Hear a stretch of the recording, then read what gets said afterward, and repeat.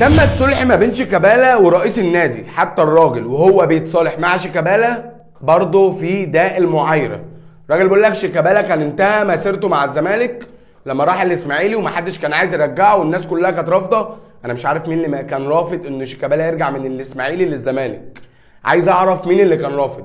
بيقول لك ان هو كان بيتنسى وخلاص هيتهمش وانا اللي رجعته ووقفته على رجله، وبيقول انه دافع له نص الغرامه.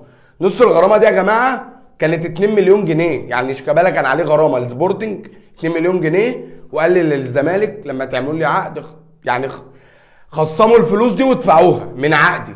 الناس لا خصمت فلوس ولا شيكابالا خد فلوس، واصبحت الغرامه 46 مليون. انت متخيل الفشل؟ غرامه من 2 مليون بسبب العنطزه والمرض بالعظمه وصلت ل 46 مليون جنيه.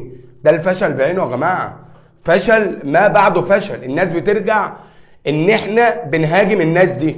يعني الزمالك مش كان اولى بالفرق الفلوس ما بين يعني من 2 مليون جنيه ل 46 مليون جنيه؟